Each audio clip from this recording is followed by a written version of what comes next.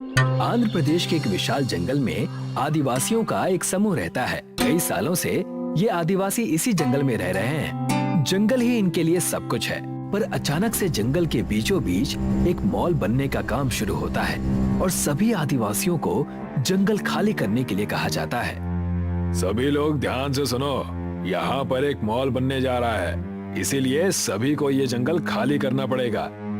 पर ये जंगल तो हमारा घर है, हम अपने घर को छोड़कर कहाँ जाएंगे? वो सब मैं नहीं जानता, जहाँ जाना है जाओ, पर जंगल को खाली कर दो। ऐसे कैसे खाली कर दे? ये हमारे पूर्वजों की धरोहर है। अगर प्यार से नहीं माने तो मुझे जोर जबरदस्ती करके खाली करवाना पड़ेगा। सरकार का ऑर्डर है, सबको मानना ही पड़ेगा, नहीं तो तुम सबको इसके लिए सजा भुगतनी पड़ेगी। ठेकेदार तो सभी आदिवासियों को जंगल खाली करने के लिए कहकर चला जाता है, पर उसकी इस बात से सारे आदिवासी बहुत परेशान हो जाते हैं। किसी को भी समझ में नहीं आ रहा था कि वो जाएं तो जाएं कहां। आखिर वो कई पीढ़ियों से इसी जंगल में रह रहे थे। क्या ये देश हमारा नहीं है जो हमें अपने ही घर से निकाला जा रहा है और सरकार कुछ भी नहीं कर रही? सरकार ही तो हमें घर से बेघर कर रही है। अब इससे ज्यादा हम सरकार से और क्या उम्मीद कर सकते हैं? कई दिन बीत गए पर आदिवासियों ने जंगल खाली नहीं किया। तब ठेकेदार गुस्से में आता है और धमकी देता है। तुम लोग ऐसे नहीं मानोगे, लातों के भूत कभी बातों से नहीं मानते, अब मुझे ही कुछ करना पड़ेगा। ठेकेदार शहर से एक जेसीबी मशीन लेकर आता है और उस मशीन से जंगल के सारे पेड़ उखाड़ने लगता है, जिससे आदिवासियों के घर टूट जाते हैं। ये कैसे बेरहम लोग हैं, सभी के घर तोड़ दिए, अब हम लोग कहाँ जाएंगे? वैसे भी ठंड का मौसम शुरू हो रहा है और इस मौसम में खुले में रहना कितना मुश्किल है। ये लोग क्या जाने कि ठंड के मौसम में बाहर सोने में क्या परेशानी होती है। सभी आदिवासियों के घर टूट जाने से सब लोग बेघर हो जाते हैं और सभी लोग जंगल से पहाड़ की तरफ निकल जाते हैं। पहाड़ पर बर्फ गिरने से ठंड ज्यादा बढ़ जाती है, जिससे आदिवासी लोग और उनके बच्चे बीमार पड़ने लगते हैं। इस ठंड में तो हम लोग बहुत बीमार पड़ जाएंगे, जल्दी से अपने लिए घर बनाना पड़ेगा, नहीं तो हमारे बच्चों की हालत बहुत खराब हो जाएगी। हम लोग तो बस पेड़ों के नीचे घर बनाना जानते हैं, इस पहाड़ पर घर कैसे बनाएंगे? लगता है अब हमें अपने कुल देवता की मदद लेनी ही पड़ेगी, वही अब हमें इस समस्या से निकाल सकते हैं। अब सारा आदिवासी समुदाय मिलकर अपने कुल देवता की पूजा करने लगता है। इनके कुल देवता शुतुरमुर्ग हैं और इनके पास शुतुरमुर्ग की एक बहुत बड़ी मूर्ति भी है। सारा समुदाय जहाँ भी रहता है, ये लोग इस मूर्ति को साथ ले जाते हैं। हे कुल देवता, हमारी मदद कीजिए, हम सभी लोग बेघर हो चुके हैं। हे कुल देवता, हमें रहने के लिए घर दीजिए, हमारे बच्चे पहाड़ों की इस ठंड में बीमार पड़ रहे हैं। हर आदिवासी मन ही मन में सच्चे दिल से अपने कुल देवता को याद करने लगा और उनसे मदद मांगने लगा। सभी आदिवासियों की गुहार सुनकर उनके कुल देवता शुतुरमुर्ग मूर्ति से बाहर प्रकट होते हैं। तुम सभी के साथ बहुत अन्याय हुआ है, तुम लोगों से तुम्हारा घर छीन लिया गया, इसीलिए मैं यहाँ तुम्हारी मदद करने के लिए आया हूँ। शुतुरमुर्ग अपने जादू से एक बहुत बड़ा अंडा निकालते हैं, जो कि एक बड़े शानदार महल से भी बड़ा होता है। ये मेरा जादुई अंडा है, तुम सभी इसके अंदर रह सकते हो और भूख लगने पर तुम इसमें रखा खाना भी खा सकते हो। साथ ही ये जादुई अंडा तुम सभी को गर्मी, बरसात, ठंड और बाकी सभी आपदाओं से भी बचाएगा। हे कुल देवता, हम सभी आदिवासी इस जादुई अंडे के घर के लिए आपके आभारी हैं। हे कुल देवता, आपकी जय हो। आपने हम सभी आदिवासियों को एक नया घर देकर सभी लोगों को फिर से एकजुट कर दिया है। हम सभी इसके लिए आपको कोटि कोटि प्रणाम करते हैं। सभी आदिवासी अपने कुल देवता को प्रणाम करते हैं और उनके कुल देवता सभी को आशीर्वाद देकर वहां से अदृश्य हो जाते हैं। अब सभी आदिवासी कुल देवता के आशीर्वाद स्वरूप दिए हुए अंडे में चले जाते हैं। ये घर तो किसी राजा के महल से भी बड़ा है। इतने बड़े घर में तो हम सभी लोग मिलकर एक साथ रह सकते हैं। जादुई अंडे के घर में एक अलग ही चमक दिखाई दे रही थी। आदिवासी लोग भूख लगने पर यहाँ रखा हुआ खाना खाते। यहाँ पर हर किसी की पसंद के हिसाब से अलग अलग तरह के खाने पीने की चीजें थीं। मुझे तो ऐसा लग रहा है कि ये कोई घर नहीं स्वर्ग है। हमें जिन चीजों की आवश्यकता है वो हर चीज यहाँ पर है। खाने के लिए खाना, सोने के लिए गद्दे और बिस्तर, और बच्चों की पढ़ाई के लिए किताबें भी हैं। सभी आदिवासी बहुत ही आनंद के साथ जादुई अंडे के घर में अपना जीवन बिता रहे थे। तभी अचानक से एक दिन जादुई अंडे का घर जोर जोर से हिलने लगता है तेज तूफान आ रहा है। जल्दी से सभी लोगों को घर के अंदर लाना होगा। कुछ आदिवासी जादुई अंडे के घर से निकलकर बाहर जाते हैं तो देखते हैं कि बाहर बहुत तेज तूफान आ रहा है। आदिवासी सबसे पहले बच्चों को घर के अंदर लेकर जाते हैं। चलो बच्चों, जल्दी से घर के अंदर चलो, जाओ, नहीं तो ये तूफान तुम्हें नुकसान पहुंचा सकता है। सभी बच्चे जल्द से जल्द अंडे के घर के अंदर सुरक्षित चले जाते हैं और आदिवासी भी उनके पीछे अंडे के घर के अंदर जाने लगते हैं। तभी उन्हें किसी के चिल्लाने की आवाज सुनाई देती है। बचाओ, बचाओ, कोई है? प्लीज कोई हमें यहाँ से निकालो। आदिवासी देखता है कि तूफान के कारण मॉल पूरा टूट गया है और सभी लोग उसके नीचे दब गए हैं। आदिवासी तूफान में अपनी जान को जोखिम में डालकर उन लोगों को बचाने के लिए जाता है। चिंता मत करो, मैं तुम सभी को यहाँ से बचा कर ले जाऊंगा।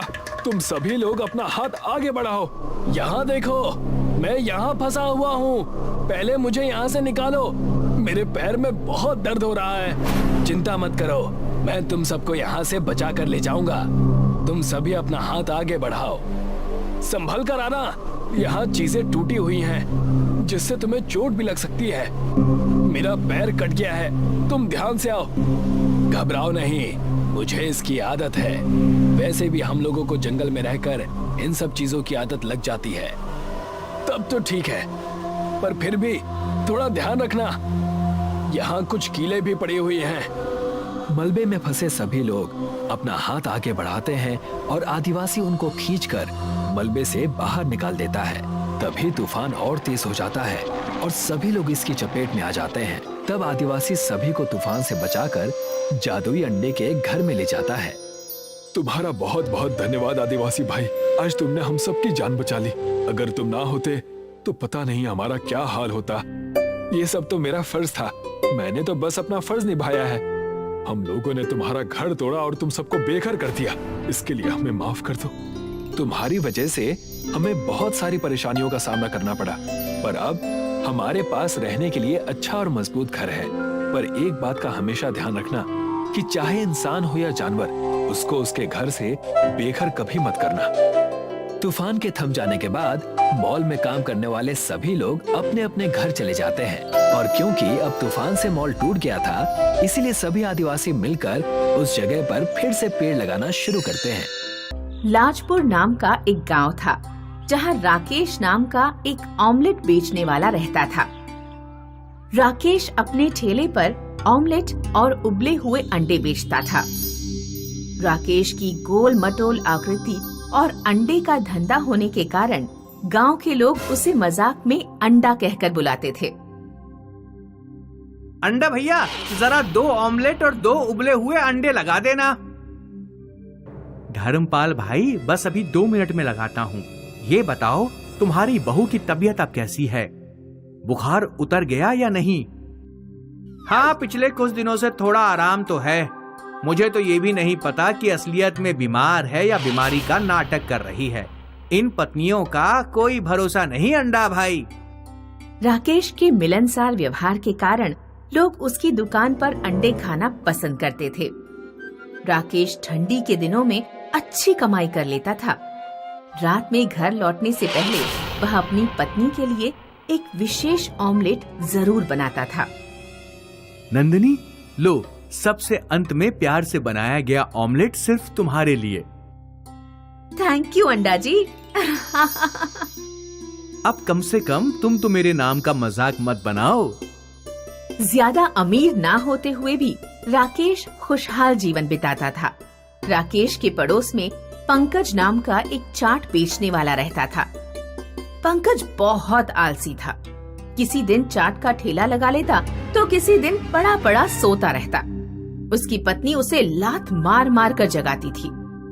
अरे ओ राजकुमार, उठ जाओ, आज घर में खाने को कुछ नहीं है। अगर मुझे पता होता कि तुम इतने आलसी हो तो कभी मैं तुमसे शादी नहीं करती। पंकज अगर नहीं उठता तो उसकी पत्नी उसके मुंह पर भैंस का गोबर डाल देती थी, क्योंकि मुंह धोने के बहाने तो तुम उठ भी जाओगे, वैसे तो उठने वाले नहीं हो।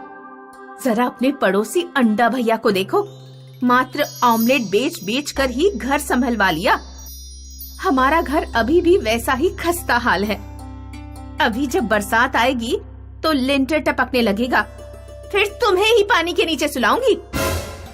पंकज राकेश के सामने ही अपना चाट का ठेला खड़ा करता है। वह चाट बनाने के लिए 3-4 दिन पुराने बचे हुए छोले का इस्तेमाल करता। चाट में बहुत बुरी महक आ रही है, इसका स्वाद भी खट्टा लग रहा है। तुमने ही तो खट्टी खटाई डालने को कहा था, अब चाट खट्टी नहीं तो क्या मीठी लगेगी? मैं नहीं खा रहा इस चाट को, इससे अच्छा तो अंडा भैया की ऑमलेट खा लेता हूँ।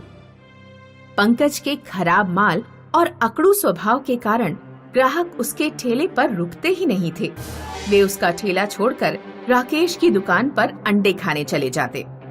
एक रात पंकज जब घर पहुंचा तो उसकी पत्नी बोली, आज 2-4 रुपए कमाए या नहीं? मुझे पैसे दो, सब्जी लेकर आनी है। इतनी रात बीत गई और तुमने अभी तक खाना ही नहीं बनाया, मेरा लौटने का इंतजार कर रही हो। जब सब्जी ही नहीं थी तो खाना किस चीज से बनाती? पैसे दो। मेरे पास पैसे नहीं हैं। पंकज की पत्नी गुस्से में घर छोड़कर चली जाती है। ये सब उस अंडे की वजह से हो रहा है।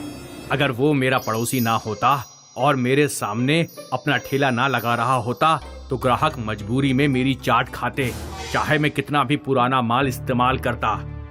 अंडे के धंधे का कचूमर निकालना पड़ेगा। एक रात जब राकेश और उसकी पत्नी शादी में गए हुए थे तो पंकज उनके घर में घुस गया। उसने राकेश के घर पर रखे सैकड़ों अंडे के ट्रे ठेले पर रखे और पूरा ठेला पहाड़ी पर ले जाकर सीधे खाई में फेंक दिया। राकेश अगले दिन जब शादी से लौटा तो उसने देखा कि सारा माल और ठेला गायब है। राकेश और उसकी पत्नी ने सोचा कि उनके घर डाका पड़ गया। दोनों बेचारे पूरे दिन दरवाजे पर बैठकर रोते रहे। सुनिए जी, इस तरह हाथ पर हाथ रखकर बैठे रहने से कुछ नहीं होगा। चलिए चलकर ठेला ढूंढते हैं, क्या पता कहीं कोई सुराग या निशानी मिल जाए। दोनों लोग माल और ठेले की तलाश में इधर उधर भटकने लगे। वे रात होने पर भी गांव में भटकते रहे, लेकिन उन्हें कुछ भी नहीं मिला। आखिरकार जब वे निराश होकर घर लौट रहे थे तो उन्हें जंगल से ऐसी आवाज आई कि जैसे कोई बड़ा पत्थर जमीन पर गिर गया हो। दोनों जंगल में गए तो उन्होंने देखा कि एक विशाल अंडा कहीं से जमीन पर गिरा है। इतना बड़ा अंडा तो मैंने आज तक नहीं देखा। इसके आकार को देखकर लगता है कि ये किसी बहुत बड़ी मुर्गी का अंडा है। राकेश ने एक बड़ी सी ट्रॉली का इंतजाम किया और अंडे को अपने घर ले आया। अंडा तो हम ले आए, लेकिन इतने बड़े अंडे का इस्तेमाल क्या होगा? अगर इसे तोड़ा गया तो इसका सारा तरल बाहर निकल आएगा। इसे पूरा तोड़ना बेवकूफी होगी। राकेश सीढ़ी से अंडे के ऊपर चढ़ा और उसने छेनी और हथौड़े से अंडे में एक छोटा सा छेद किया। अंडे में छेद होते ही उसका तरल फव्वारे की तरह बाहर निकलने लगा। राकेश ने अंडे पर एक पाइप और टंकी लगा दी। पाइप और टंकी के सहारे से अंडे का तरल जरूरत के हिसाब से बाहर निकाला जा सकता था। राकेश ने दोबारा अपना धंधा शुरू किया। दूर दूर गांव के लोग इतने बड़े अंडे का ऑमलेट खाने के लिए आने लगे। राकेश का मुनाफा पहले से भी 2 गुना हो गया। लोग अंडा खाने नहीं बल्कि देखने भी आते थे। उधर पंकज राकेश की बढ़ती कमाई देखकर जलकर राख हो जा रहा था। बड़ा अंडा, इसे भी खाई में फेंक दूंगा। राकेश और उसकी पत्नी सुबह अधियारे ही उठ जाते थे। एक दिन पंकज उनके घर कुछ सुबह सुबह पहुंच गया। उसने राकेश और उसकी पत्नी पर बेहोश करने वाला स्प्रे छिड़क दिया। राकेश और उसकी पत्नी बेहोश होकर गिर गए। फिर पंकज ट्रैक्टर और ट्रॉली से विशाल अंडे को पहाड़ी पर ले गया। इतने बड़े अंडे को खाई में फेंकने से पहले इसे कुल्हाड़ी से फोड़कर देखूंगा। इसे फोड़ने में बहुत मजा आएगा। पंकज ने जोर से अंडे में कुल्हाड़ी मारी। अंडे से पानी का इतना तेज प्रेशर निकला कि पंकज के पांव जमीन पर टिके नहीं रह सके और वह खाई में गिरकर मर गया।